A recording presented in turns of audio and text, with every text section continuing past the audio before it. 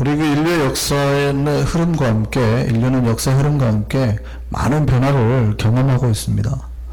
근데 사실은 인류가 변하지 않고 온 적은 단 한 번도 없지만, 우리가 이때가 창세 때라고 예상을 하면, 가정을 하면요, 이때 어느 시작이 있다 그러면 인류의 역사 흐름이 이렇게 있죠.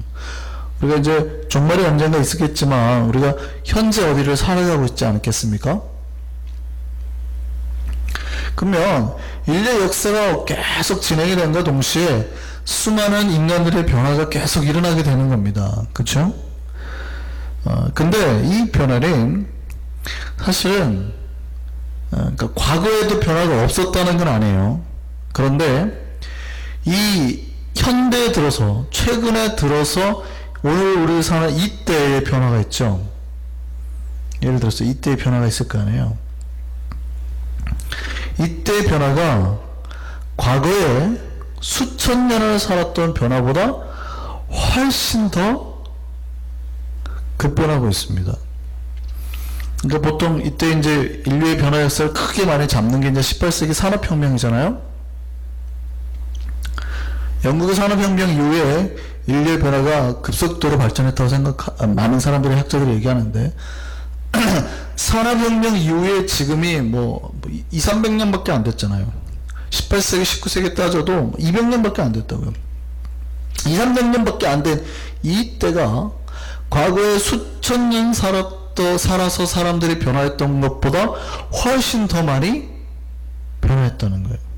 근데 그렇게만 따지지 않고 오늘날 단위로 100년, 최근에는 현재요, 10년 단위가 인류의 변화의 역사보다 더 큰 변화를 계속 경험하고 있는 거예요. 그러니까 우리가 옛날에 그런 말 하잖아요. 10년이면 강산도 변한다 그러잖아요. 그게 옛날에 썼던 말이에요. 옛날 사람들도 10년이면 강산이 변한다 그랬거든요. 오늘날의 10년은요, 과거에 전 인류가 살았던 모든 세월을 합친 것보다 더 많은 변화가 일어나는 때입니다. 이해되세요? 제가 무슨 말을, 그러니까 이때 이후의 변화가 인류가 살았던 때보다 훨씬 많이 변했대요. 근데 지금은 그런 얘기를 하는 게 아니고요. 지금 오늘날의 10년은요, 과거 우리가 살았던 인류의 모든 걸 합친 것만큼이나 빠르게 변한대요. 인류의 변화의 역사보다. 그만큼 급변하는 시대라는 얘기입니다. 과거 인류의 수천 년 동안 인류가 해왔던 게 뭘까요? 먹고 사는 문제예요. 역시 여러분 김병만의 정글의 법칙 보셔요? 모르세요? 김병만이라는 그 달인 아시죠? 김병만 코미디언하고 연예인 몇 명이 정글에 들어가서 진짜 먹을 거를 안 주고 일주일 이상 버티는 거예요. 거의 먹을 걸 안 주고. 그러면 과거의 시대로 회귀를 하는 거죠. 사람들이 뭐를 할까요? 거기서 수레를 만들고 막 이런 걸 할까요? 그런 걸 할 시간이 없어요. 왜냐하면 딱 아침에 자고 일어나면 먹을 것 구하러 나가야 되는 거예요. 그리고 사람이 많으니까 조를 짜가지고 집을 구하고, 그것도 이미 현대적인 기술이 있는 사람들이 하는 거죠. 어느 정도의 과학 기술이 가지고 있는 사람들이. 이 사람은, 김영만은 하루 종일 뭐 하냐면 아침에 나가서 먹을 것 구해오고, 아침 먹고, 그죠? 점심 때 나가서 또 구해오면 점심 먹고, 나가서 구해오면 저녁 먹고, 피곤하다 자자. 하루 종일 일했으니까. 자고 일어나면 그 다음날 뭐예요? 또 나가서 아침거리 구하고. 인류의 역사가 거의 그랬다고요. 이해되세요? 인류의 역사가 거의 대부분이 먹고 사는 거, 하루 종일 일하다 보면 먹고 사는 거. 그러니까 내가 여기서 다른 걸 특별히 개발하고 이럴 시간이 없어요. 근데 산업혁명이 가져오는 건 뭐냐면, 이 이후에 전 인류의 5%만 먹을 양식에 종사를 해도 전 인류가 먹고 살 수 있게 됐다는 거예요. 이해되세요? 그럼 95%는 다 뭐 하는 거예요?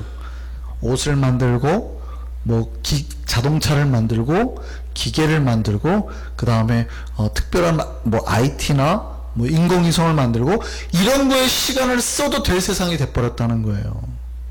그러니까 이때 이후에 인류는 급속도로 발전하는데 2배씩 발전하는 거예요. 2배씩. 제가 최근에 재밌는 아이들 저기를 봤는데요. 여러분, 신문지를 우리가 보는 정상적인 신문지를 50번 접을 수 있을까요? 신문지를 50번 접으면 얼마나 클까요? 신문지를 50번 접으면 이 높이가 얼마나 높을까요? 그거 아세요?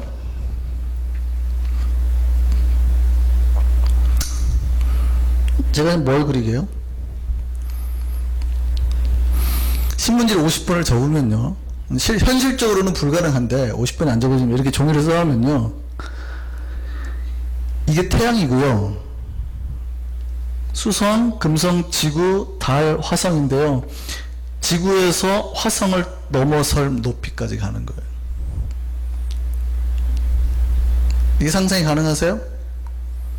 말이 안 되죠. 계산해보면 이게 0.1에 50승이에요.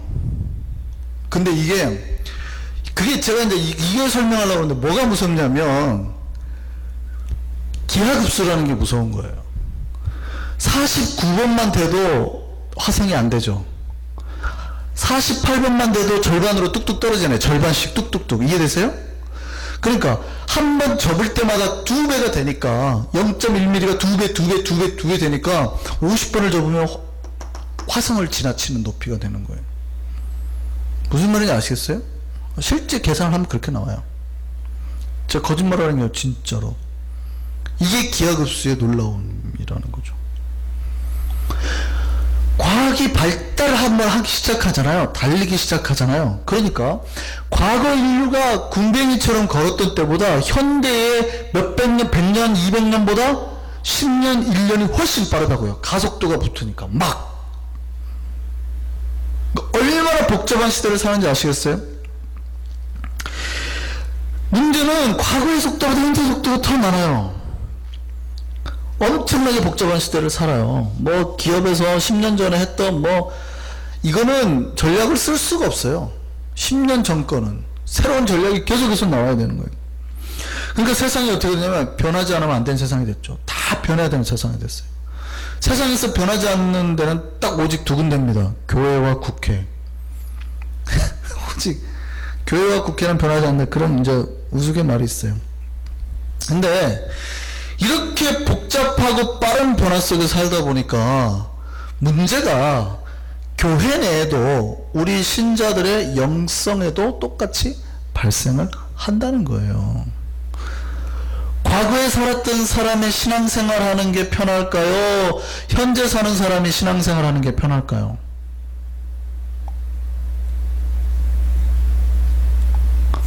보세요.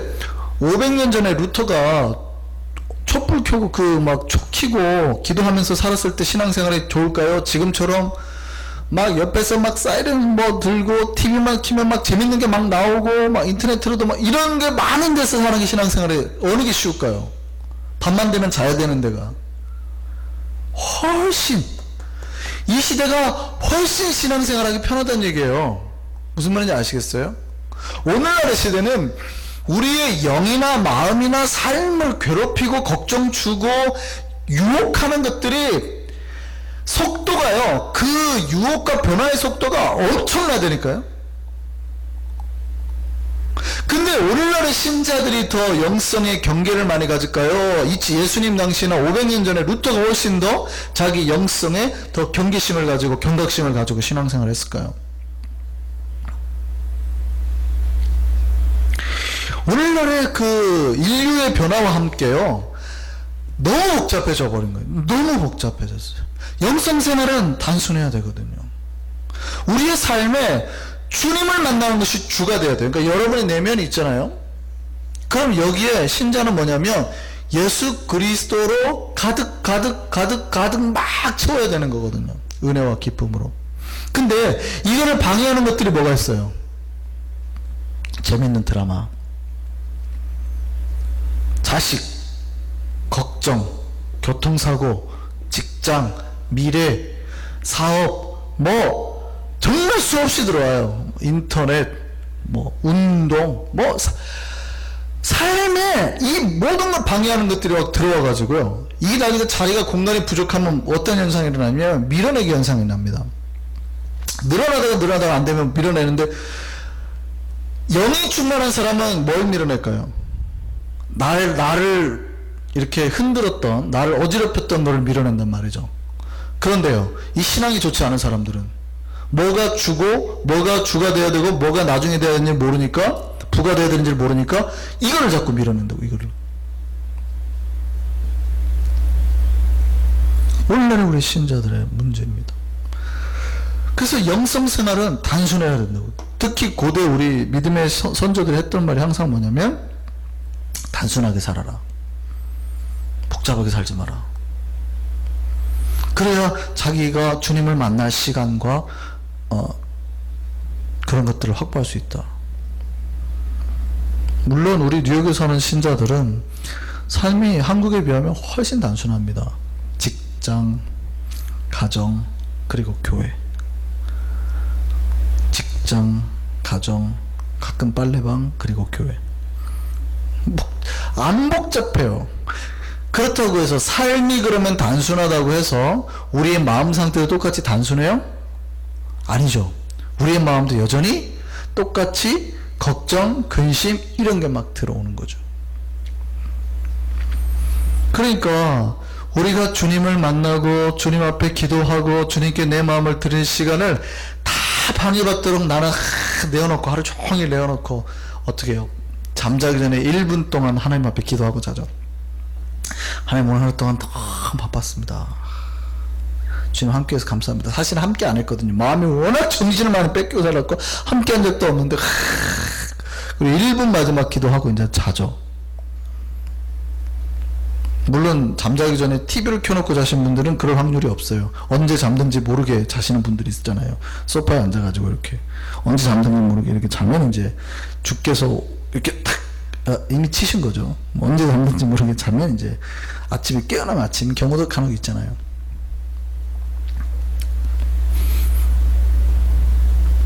너무 복잡해요, 오늘날 우리 삶이. 그렇다면 우리가 어떻게 살아야겠냐는 거예요, 신자들이. 이 복잡한 세상에서. 리차드 포스터라는 유명한 개신교 영성가가 있습니다. 이분이 쓴 책이 있어요. 그 책 중에 하나가 뭐냐면 Simple Life입니다. 삶을 어떻게 하라는 거예요? 단순하게 하라는. 그러니까 우리의 삶을 훨씬 단순하게 하라는. 그 얘기는 우리 영성은 복잡하면 도움이 되지 않아요. 그러니까 내가 마음에 이렇게 나무를 만들잖아요. 그러면 여기에 몇 가지 가지가 필요해요. 말씀의 가지, 기도의 가지, 찬양의 가지, 몇 가지가 필요한데, 우리의 삶은 사실은 그렇지 못해가지고 사단이 걱정과 근심을 던져주면 여기에 잔가지들이 막 나는 거예요. 다른 것들이. 그러니까 보기에는 뭐가 많아 보이는데 사실은 그 안에 열매 맺는 것들은요, 다 잔 것들이라 써먹을 수 없는 열매들이 맺혀져 버리는 거예요. 그러니까 리차드 포스터는 뭐라고 그러냐면, 그 복잡하고 쓸데없는 것들을 잘라낼 줄 아는 것이 영성의 기본이 된, 우리 삶을 굉장히 단순하게, 그리고 단순한 삶을 어디에 포커스를 맞춰서? 예수 그리스도에게 포커스를 맞춰서 살으라고. 사탄은 계속 우리를 어떻게 만들까요? 복잡하게 만드는 거예요, 사탄은. 오늘날 현대를 살아가는 우리의 영성을 흐리는 방법 중에 사탄이 복잡하게 만드는 거예요. 여러분이 지금 땅에 떨어진 다이아몬드를 딱 주우려고 했어요. 사탄이 방해하려고 하면 어떻게 할까요? 우리를 막 밀어뜨리고 공격하고 두드러 패고 그럴까요? 오늘날의 사탄은 그러지 않아요. 자기 주머니에 손을 딱 집어넣고 딱 해가지고 확 똑같은 다이아몬드 막 뿌려버려요. 근데 사탄이 던진 건 다 가짜예요. 모조품이에요. 그럼 우리는 뭐예요? 그거 찾느라고 시간 다 보낸다고. 하나님이 그 다음에 던져줄 루비, 사파이어, 수많은 보석이 있는데 첫 번째 단계에서 사탄이 막 하나도 못 가지게 막 할 것 같아요? 아니에요. 여러분, 교회 못하게 막는 거는 굉장히 기본이고요. 그거는 옛날 방법이에요. 교회 나오게 하되 그 첫 번째 단계에서 머물게 해요. 절대 영성이 못 자라게. 계속 뿌려요. 삶을 굉장히 단순하게 해야 되거든요. 주님이 탁 던지면 빨리 컵으로 갖다가 탁 덮어놔요. 탁 단순하게 아무것도 못해. 그리고 싹 다른 건 치워버려야 되거든요. 근데 우리는 눈에 현혹되니까 좋은 거예요. 이렇게 막 삶이 복잡하면은 내가 열심히 사는 것 같이, 내가 막 잘 사는 것 같이 계속 헷갈리는 거예요. 그게 잘 사는 게 아니거든요. 가지를 칠 줄 모르면 우리 영성은, 영성 훈련은 다 빵점인 거예요. 가지치기 잘하라는 거예요. 가지치기 하지 않은 나무에 물 줘봤자 다 어디로 뺏겨요? 쓸데없는 거예요. 뺏긴단 말이죠.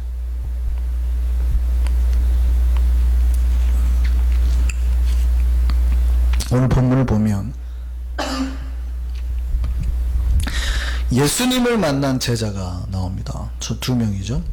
근데 처음에 이 사람은 누구의 제자였어요? 누구의 제자였어요? 세례 요한의 제자였어요. 자, 우리 성경을 한번 보시죠. 처음에 그 예루살렘에서 레위인들과 제사장들이 와서 세례 요한에게 묻습니다. 네가 메시아냐? 묻습니다. 아니라. 그랬더니 29절에 보세요. 그 다음날 요한이 예수님을 봅니다. 그리고 보라, 세상 죄를 지우건 하나님의 어린 양이로다 말씀하죠. 그 다음에 35절 또 보세요. 그 다음에 또 그 다음날이에요. 이해됐어요? 날짜가 어떻게 진행되는지 아세요? 처음에 그날, 그 다음날, 그리고 그 다음날, 또 그 이튿날이에요. 요한이 자기 제자들 중에 한 명 있는데 예수님을 보고 말합니다. 뭐라고 그래요? 하나님의 어린 양이로다. 그러니까 37절에 보면 두 제자가 세례 요한의 말을 듣고 그때부터 누구를 따라가요? 예수님을 따라갔어요. 그때 예수님이 그들을 물으시죠. 그들을 보고, 따라오는 그들을 보고 무엇을 구하느냐. 우리는 여기다가 이제 철학적인 의미를 이제 담습니다. 한국 사람들은 그런 거 좋아하니까. 그 선사께서 제자에게 물으시되 무엇을 구하느냐 이렇게 묻잖아요. 그랬더니 제자가 또 거기에 대한 선문답으로 질문하죠. 선생님, 어디에 계시옵니까? 우리는 그런 얘기 들으면 무척 좋아해요. 도대체 주께서 지금 어디쯤 계시는 것이옵니까? 뭔가 굉장히 철학적인 질문을 하는 것 같잖아요. 본문은 그런 내용이 아니고요. 예수님을 따라오니까 예수님 뒤를 보고 왜 따라오는데, 뭘 구하는데, 뭘 원하는데, 그런 표현입니다. 그랬더니 제자들이 물어요. 선생님, 지금 어디 묵고 계십니까? 지금 숙소가 어디십니까? 지금 물으시는 거예요. 그 뒤를 잘 볼 수 있는 장면이 뭐예요? 그러면 같이 가자. 와서 보라. 니네가 직접 와서 직접 같이 가자는 표현이에요. 와서 직접 봐라. 그리고 39절에 보니까 그들이 가서 예수가 계신 데서 함께 거했다고요. 함께 거했던 시간이 몇 시래요? 10시예요. 10시면은 오전인가요? 오후인가요? 헷갈리시면 안 돼요. 오후입니다. 오후 4시입니다. 오후 4시예요. 그러니까 오늘날 10시가 아니고 유대 시간이 그 9시에서 하죠. 그러니까 9시에 예수님이 달리셨으니까 그게 3시고 10시면 오후 4시. 즉 하루가 거의 마무리될 때. 그러면 예수님이 제자들이 예수님과 함께 그 집에 들어가서 뭘 했겠어요? 유대인들이 가장 많이 풍성하게 먹는 저녁을 같이, 유대인들은 저녁을 만찬으로 즐기니까 만찬을 즐기면서 뭐를 했을까요? 말씀을 배웠죠. 예수가 누군가에 대한 심도 깊은 말씀을 들은 겁니다.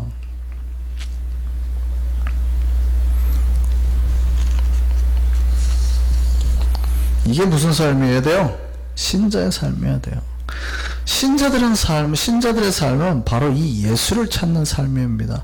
그리고 찾은 예수와 함께 하는 삶.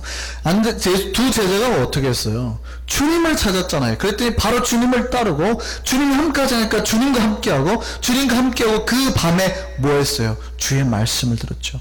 주의 말씀을 듣고 그들이 뭐 했을까요? 그들이 뭘 배웠을까요? 예수가 누군지. 그거에 대해서 깨닫고 찾았어요. 어떻게 하냐면 나중에 그 두 명 중에 한 명이 안드레인데 형제인 베드로에게 찾아갔죠. 41절 보세요. 뭐라고 그래요? 자기 형제 시몬을 찾아가서 뭐라고 그래요? 우리가 메시아를 만났다. 우리가 누구를 만났다고 그래요? 메시아를 만났다. 그러면 그 두 제자가 예수님 계신 곳까지 친히 찾아가서 밤새 했던 얘기가 뭐예요? 예수가 뭐라는 거에 대한 걸 배운 거예요. 메시아라는 거에 대한 거. 그러니까 그는 직접 그 밤에 예수를 경험하고 예수가 메시아인 것을 경험하게 된 거예요. 이게 필요하다는 거예요. 신자는 누군가의 것으로 끌려다니는 존재가 아니에요. 내 스스로 예수 있는 것까지 찾아 나서는 사람입니다. 그리고 그 예수와 함께하려고 하는 사람이에요. 우리가 신앙생활 할 때 가장 중요하게 생각하는 게 이거거든요. 내가 주를 찾기 위해서 부단히 노력하고 주님을 만나고 주님과 함께하면서 그 주님이 누구인가, 그러니까 그 주님이 나에게 누구인가, 내 구원자인지, 내가 진짜 평생 믿고 따를 뿐인지, 하나님의 아들인지 아니면 가짜인지 찾아내야 될 거 아닙니까? 이런 사람을 뭐라고 그러는 줄 아세요?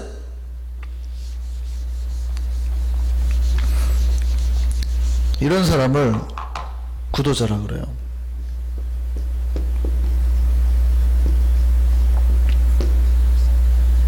도를 구하는 자, 불가에서도 쓰는 말이지만 우리 기독교에서도 쓰죠. 그래서 기독교에서 우리가 구도자 예배를 많이 드립니다.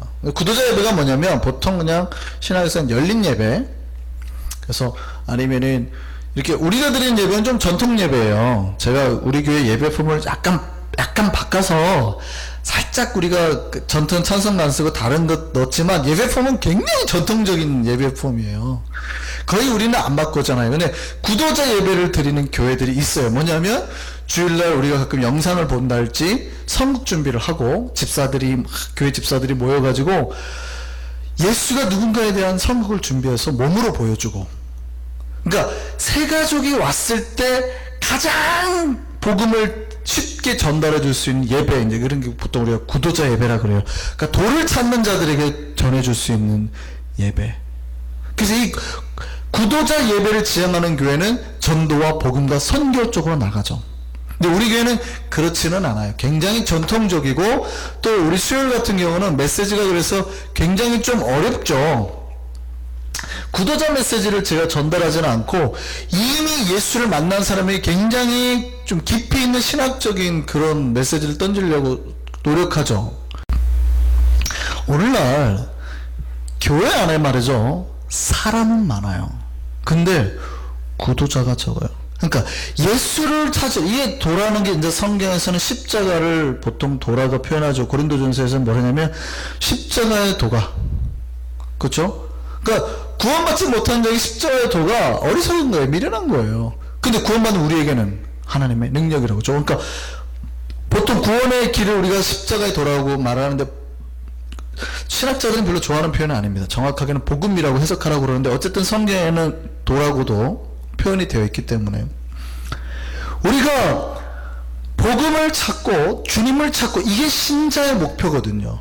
내가 주를 찾고, 그러니까 어떻게 해서든지 주님을 만나고 내 삶에서 주님과 함께하는 것을 목표하고 찾아야 되는데, 주일날 예배 드리는 거에 만족하는 사람들이 꽤 많아요. 그러니까 예배 자체에 대한, 말씀을 듣고 위로받고 내가 평안받고 잘 살고 있지에 대한 확답을 얻으려고 하는 것 같아요. 신자는 그런 게 아니에요. 어떻게 우리가 매일 잘 살 수 있습니까? 천만의 말씀이죠. 그럼 내가 더 잘 살기 위해서 뭐 해야 돼요? 더 주의 길을, 구도의 길을 끊임없이 찾아나가는 복음의 길을, 또 예수 그리스도의 깊은 세계로 들어가고, 어떻게 기도할까, 어떻게 말씀 볼까, 계속해서 들어가야 되거든요. 근데 주일날 와가지고 만족하시는 분 딱 그거예요. 목사님, 그래도 내가 이렇게 바쁜 뉴욕에서 얼마나 잘하고 있어요. 내가 주일날 왔으니까 나 인정해 주세요. 주일날 오신 분들에게는 인정해 드리죠. 그분들은 아직 구도자가 뭔지를 모르는 거예요, 복음을. 그러나 진짜 구도자라는 뭐예요? 그렇게 예수를 찾는 사람입니다. 예수를 찾아서, 예수를 만나서 예수가 진짜 내 삶의 구원자인지 아닌지 끊임없이 확인해내야 돼요. 그가 나를 구원할 뿐이며 하나님의 아들이며 정말 나에게 만족을 주실 뿐이며 위로를 주실 뿐이며 내가 기도할 때 들어주실 뿐인지 내 일생 동안 찾아내고 그 구도자와 함께 기뻐하는 사람이에요. 그 주님과 함께 기뻐하는 사람이 구도자라고요. 오늘날 교회들마다 구도자가 많아야 되는데 사람들이 많아요. 사람들이. 잘못된 복음이 들어와도 이게 잘못됐는지 안 됐는지, 교회 안에 구도자가 많아야 된다는 얘기입니다. 오늘 안드레가 바로 그 구도자의 삶을 살았던 사람입니다. 그는 그 진리를 깨닫기 요한의 제자가 됐고 예수를 따르면서 비로소 누구를 만나게 돼요? 메시아를 만나게 되죠. 지나가는 말로요, 메시아와 그리스도가 어떻게 다를까요? 메시아와 그리스도가 어떻게 다를까요?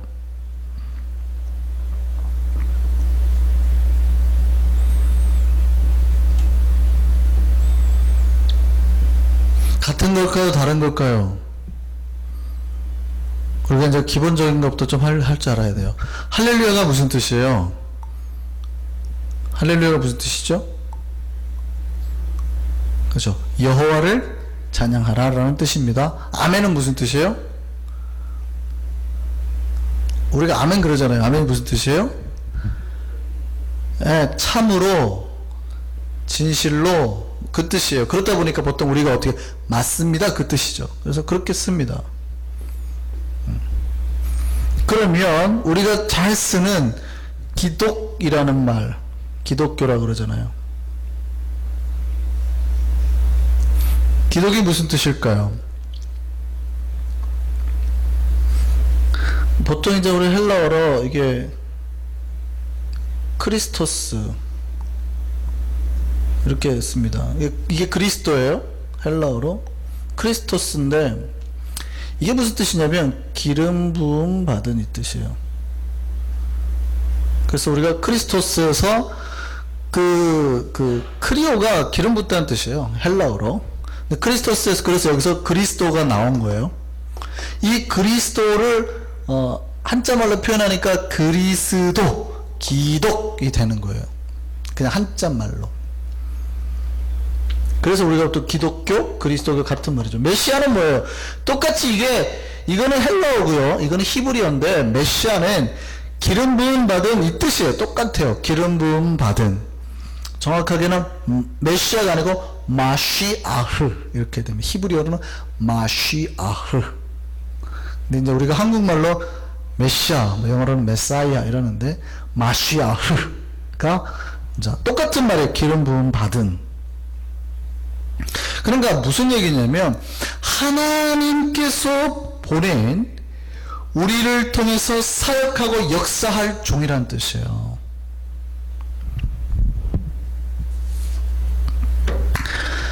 안드레가 평생 그렇게 찾고 찾았더니 비로소 누구를 만났다고요? 메시아를 만났다고요. 우리를 구원해줄 그 구원자를 만났다고요.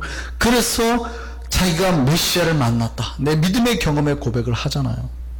이게 구도자의 삶입니다. 그래서 구도자의 삶을 살기에 몸부림치는 곳이 사람들이 모이는 데가 어디예요? 수도원이에요. 수도원.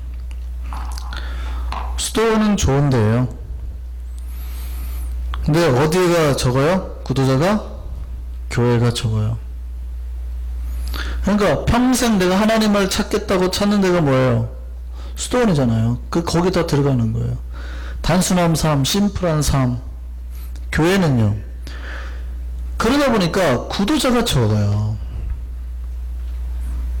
그러니까 구도자가 적으니까 어떤 문제가 나냐면 예수 믿어서 내 삶의 안전을 보장을 받으려고 하는 사람들이 많아지는 거예요. 교회 안에는. 그래서 교회 안에는 구도자보다는 삶의 안정이나 보장, 내가 신앙생활에서 여러 가지를 잘 좀 하나님부터 복을 받으려고 하는 사람들이 많은 거예요. 근데 교회 안에는 그럼에도 불구하고 좋은 게 있습니다. 뭐냐면 전도자가 많아요. 교회는 복음을 잘 전해요. 수도원의 단점이 뭔지 아세요? 수도를 하고 구도를 할 때는 누구에 집중해요? 자기에게 집중해요. 내 영. 내가 주님이 지금 내 내면이 주님에게 연결됐냐 아니냐. 세상에는 보지도 않아요. 세상에 뭐 진짜 정치가 엉망이든 나라를 저놈이 쿠데타를 해먹든 관심 안 둬요.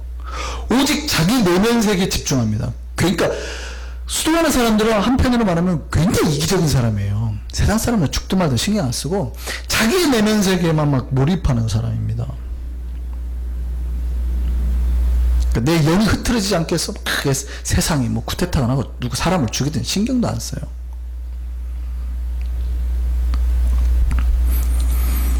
교회는요, 세상에 관심이 많으니까 뭐를 해요? 그들이 교회 안으로 복음으로 오도록 전도하는 일을 많이 해요. 제가 좋아하는 신학 교부가 있는데요, 어거스틴이라는 사람이 있습니다. 우리가 성 어거스틴이라고 그러죠. 이 어거스틴 되게 제가 굉장히 좋아하는데요, 영성에서 어거스틴의 위대한 일을 합니다. 우리가 어거스틴의 은총론, 은혜, 우리가 많이 들으셨을 텐데, 영성에서 어거스틴이 아주 위대한 일을 해내는데 뭐냐면요, 당시에만 해도 이제 예수님이 돌아가시고 300년 되기 전에 수도원이 엄청 생기는 거예요. 왜 300년이 중요하냐면 325년에 니케아 회의가 일어나거든요. 이때 예수가 누구냐에 대한 첫 회의가 일어나요. 그러니까 아직까지 이때 예수가 누군가에 대한 명확한 신학적인 그 논쟁이 안 일어나는 거예요. 첫 회. 그럼 뭐 벌써 300년 동안 교회는 계속 내려오고 있잖아요. 그러면 이 300년 동안 교회가 뭘 했을까요? 수도원으로 막 나가기 시작했어요. 수도원으로. 광야로 나가고 주님을 만나기 위해서. 그러니까 교회와 수도원이 분리가 돼서 서로 양립하기 시작한 겁니다. 근데 이 따로 떨어져 나간 이기적인 수도원을 교회로 땡긴 사람이 있어요. 교회 안에다 수도원을 넣은 사람이 어거스틴이에요. 많이 모릅니다. 신학 하시는 분들도 많이 몰라요. 영성 공부하신 분들만 좀 알아요, 그거를. 그러니까 수도원이 교회 안에 필요하다고 생각한 사람이 어거스틴이라고요. 왜요? 교회는 뭐 하는 데니까? 구도자가 적으니까. 전도는 잘해요. 근데 뭐가 안 돼요? 구도는 안 되니까. 교회 안에 뭐가 필요하다고요? 수도원이 필요해요. 그래서 교회 안에 최초로 수도원을 땡긴 사람이 어거스틴이에요. 위대한 일을 한 겁니다. 수도원의 장점이, 교회 그 수도원의 그 장점이 있지만 단점이 있잖아요. 수도원의 단점은 뭐예요? 자기만. 그러니까 물론 이제 영성의 깊은 세계를 아는 사람은 그래서 이제 수도원을 나와서 다시 일상으로 가난한 사람에게로 다시 들어가려 합니다. 그런 사람들이 꽤 있죠. 근데 영성의 깊은 세계를, 주님을 만난 사람은 그 마더 테레사 같은 경우가 그런 경우죠. 주님의 세계에만 머물지 않고 그 주님을 이제 전하고 나누려 사는 삶입니다. 교회의 가장 큰 복은요, 자기가 만난 예수를 자기만 소유하려 하지 않는다는 거예요. 교회의 가장 큰 복. 전했어요. 오늘 본문을 보면 안드레가 구도자라고 제가 말씀드렸죠. 근데 구도자인 동시에 그는 전도자였습니다. 가장 조화로운 사람이에요. 그가 예수를 만나서 그가 메시아인 줄 알았잖아요. 밤새 주님과 함께해서. 그러고 난 다음에 자기 영혼에만 관심을 가졌어요? 내가 주님 만나고 드디어 내 삶을 바꾸고 내 인생을 바꾸고 그게만 관심을 가졌어요? 아니요. 그는 단박에 주님을 만나고 그 다음날 누구에게 가요? 베드로에게 간다고. 베드로에게요. 베드로에게 가서 뭐라고 그래요? 41절 다시 볼까요? 우리가 메시아를 만났다. 그리고 42절 보세요. 그 다음에 누구를 데리고요? 시몬을 데리고 예수님께로. 뭐 했습니까? 전도했어요. 전도. 그럼 안드레는 구도자인 동시에 전도자였다.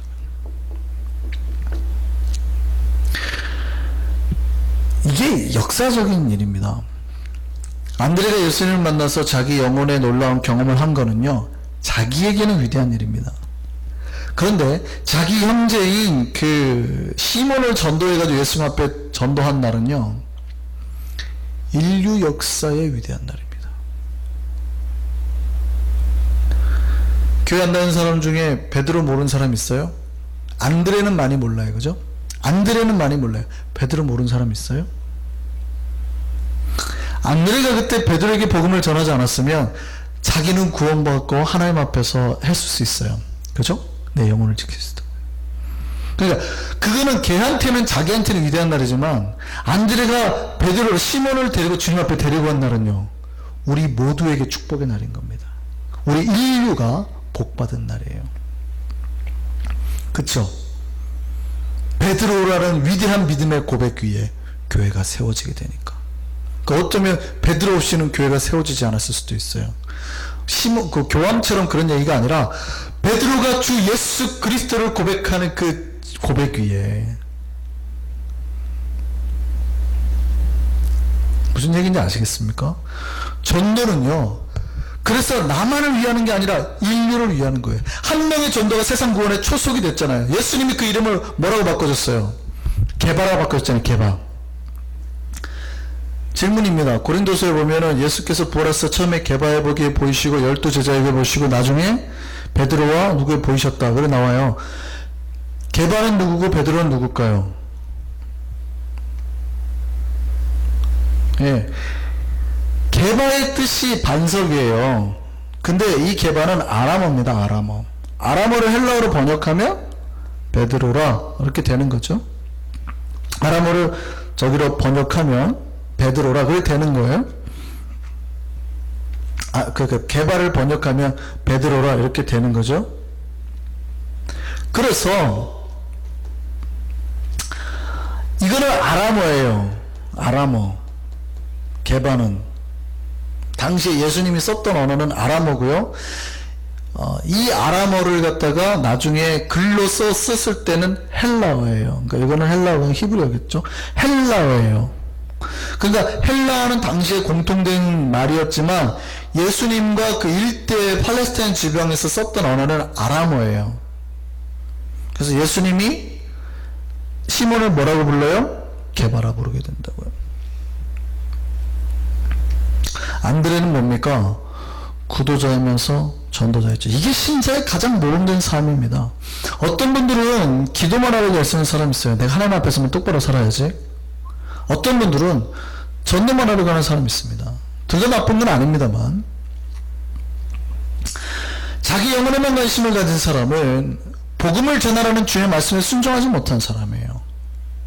반대로 주님을 만나는 그 기도와 순종의 역사 없이 전도만 하려는 사람은요, 마치 총알 없이 총 들고 전쟁에 나가는 사람과 똑같아요. 그러니까 주님 만나지 못하고 숫자만 막 늘려요. 이 복음의 역사로 그의 심장을 관통해서 그의 영혼이 회개하고 주님 앞에서 울어야 되는데 교회는 많은데 진짜 하나님 앞에서 예배 드린 사람이 없다고요. 무슨 말씀인지 아시겠어요? 내가 주님을 먼저 만나는 경험이 있어야 된다고요. 평생 구도자의 삶을. 그 사람이 나가서 전도했더니 베드로가 막 오잖아요. 주님 만나잖아요. 역사가 일어난다고요. 그 두 가지가 같이 가야 된다는 얘기입니다. 어떤 사람은 자기만을 위해서 평생 기도하는 사람이, 어떤 사람은 자기도 제대로 안 믿으면서 자꾸 전도만. 둘 다 나쁘진 않아요. 그러나 구도자가 가서 전도하는 것이 가장 이상적이에요. 그래서 저는 예수님의 제자 중에서 가장 높이 치는 사람이 사실은 안드레입니다. 안드레가 거의 예수님의 제자의 모든 기초를 다 만들었다고 볼 수 있어요. 우리는 먼저 구도자가 되어야 됩니다. 평생 주님을 만나고 그 주님이 나의 메시아인지 묻고 확인하고 그분과 동행하는 것, 이것이 우리에게 선행이 되어야 됩니다.